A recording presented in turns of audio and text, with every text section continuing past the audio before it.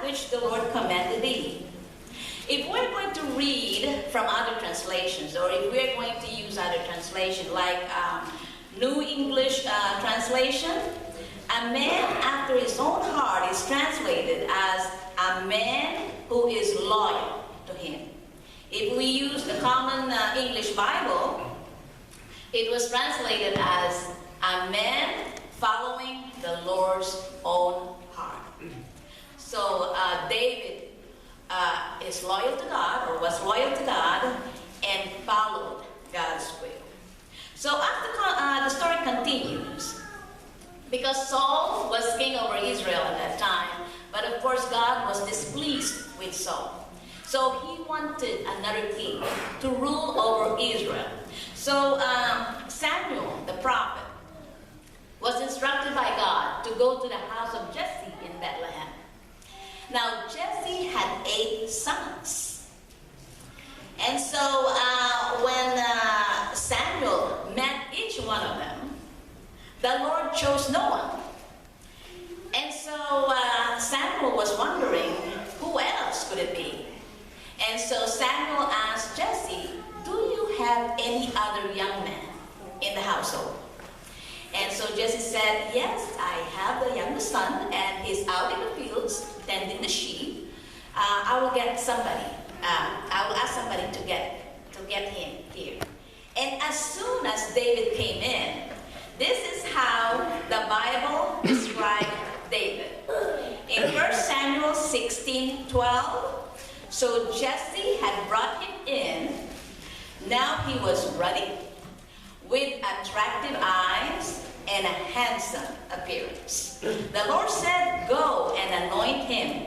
This is the one.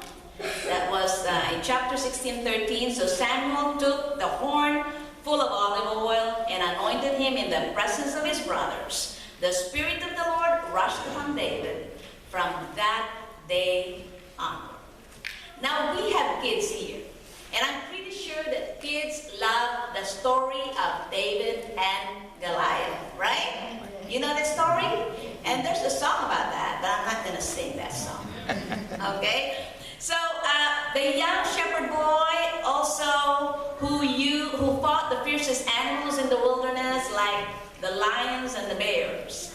He was a man after God's own heart. He believed in God, he followed God, he was brave enough to fight these fiercest animals because he knew that God was always with him. From that day on, David was anointed by Samuel. He appeared before Saul. The very first time of the meeting of Saul and David was, the kings, they're busy, they have a lot in their minds, they are too preoccupied, and Saul was so distressed. He was anxious. He couldn't sleep. And so the servants suggested that, probably what you need is a beautiful music, to listen to a peaceful music, to calm your nerves, to calm your soul. And that was the time that David was summoned to the palace. And we know that David also is a good musician. He played the harp beautifully. And so from that time on, David was a frequent visitor to the palace. He always played the harp for Saul to calm his nerves. Now, Saul appointed David to be the ruler over the men of war. So as David aged, that was from his youth, became an adult, David became a warrior. And Saul trusted him. However, because of that incident with Goliath, because David killed Goliath, and then here were the women chanting, Saul killed his thousands, but David his tens of thousands. They kept on chanting. And so Saul was not pleased about that. He was angry.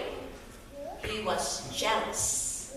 And so from that time on, David still continued playing the harp for Saul.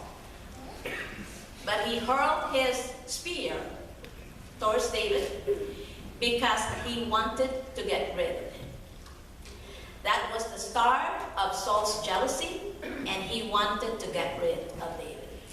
The highlights of David's life, we also know that Goliath is one, the killing of Goliath is one. The second is the friendship of David with Jonathan. We know that that's the best relationship ever written in the Bible.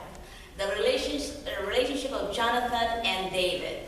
Jonathan trusted David. Jonathan made a covenant with him. He loved him. They loved each other as friends. And Jonathan even helped David escape the wrath of his father when Saul was plotting against David, planning to kill him. And there also, another highlight there is the very first wife of David was Michal, the daughter of Saul. But they did not get married out of love. Although we know, if we read in the Bible, that Michal was so in love with David because he's handsome, he's good looking. Who would not be attracted to him? But then Saul challenged anyone in the palace that whoever could come back with 40 or 300 foreskins of the Philistines, he would give his daughter to be that man's wife. And it was David who did that. So eventually they got married, and Michal was the reward because of what David did. These two members in the household of Saul, King Saul, helped David escape the wrath of their father. Also in the Bible, there were two opportunities to kill King Saul, but David didn't do it. And the first one was when Saul was in the cave hunting for David. He went into the cave, slept there, not knowing that David was there. And so what David did was cut a portion or a piece of his robe, but he did not kill Saul. And so when Saul woke up, he noticed that something missing in his robe. And then there's a time that David approached him, that, "Is this what you're looking for? See, master, I could have killed you while you were sleeping, but I didn't, because I love God, and I love you as my master." So Saul, at that time, realized what he did, and he acknowledged the fact that King David would rule over Israel. But we thought that's the end of everything, that would be a change of heart on the part of Saul, but it didn't. It was not. The second time was when David took King Saul's sword. That's another incident. And also the jug of water while he was also sleeping. But he did not kill Saul. And later on, Saul realized how good David was to him and really acknowledged the fact that in the future, the time that God has set, David would take over his throne. So those are the highlights, the beautiful highlights in David's life. Let's come now to the main focus of our talk today. The title of our talk today is Tempter's Trap. Tempter's Trap. If you open your Bibles to 2 Samuel 11, 1 to 27, this is the chapter that focused on one big mistake in David's life. And what was it? The big mistake in David's life. Bathsheba. Okay, Bathsheba. All throughout his life, he followed the Lord. He had multiple wives and concubines. But God allowed that. But this one, the Lord was with him and continued to win the battles for him and gave him success. However, that one night, when he was on the roof, because he did not join the army, he stayed home, and then he got out of his bed, went into the balcony. As he looked out, there was a beautiful woman naked, bathing. When David saw that, that was already a temptation. But he did not withdraw. He stayed. He looked even more. He lingered. And to top it all, in order to satisfy his desires, he asked his messenger to go get Bathsheba. He was told that Bathsheba was married to Uriah. But even after knowing that, he still wanted to get Bathsheba to satisfy his desires. So he instructed one of his messengers to go get her. And David went to the point of no return. Well, David thought that he could hide that until he heard the news from Bathsheba, telling her, I am pregnant. So that news felt like a bombshell on David's ears. Instead of feeling accountable for what he had done, he devised another plan. He really wanted to hide his secret. How? Here's his plan A. His plan A is, he sent a messenger to tell Joab, to the leader of the army, to send Uriah back home to the palace. And Uriah did. He spoke with David, and David said, oh, you need to relax. You need to go home and be with your wife. So what was David thinking here? David was thinking that if Uriah would follow his instruction and Uriah would sleep with his wife, then if the belly becomes bigger, then it would be Uriah's child. But did it happen that way? That is plan A. No, it didn't. It didn't. Because Uriah felt guilty that he was in the palace while the rest of the servants or the warriors are out in the field fighting for their lives. And he was there in the palace. So what he did? He just slept at the doorstep with his servants. So the next day, Uriah was planning to go back. But then the messenger of David told him that, do you know that Uriah is still here? And he did not go home. And so David went to plan B. And the plan B was to make him drunk. Okay? So to make Uriah drunk, so thinking that being drunk, he can go home and just sleep with his husband and then no wife. Voila. Right? But it did not happen that way. The plan B failed.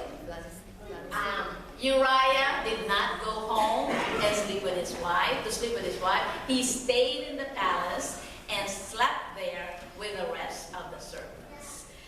So, David, the plan A didn't work, the plan B didn't work. Now, he had plan C. And what was the plan C? The plan C was to send Uriah back to the warfield. And he instructed Joab, make sure you put Uriah on the front line so that he would be the very first one to die. Did it happen? It did happen. So, Bathsheba heard the news that her husband died.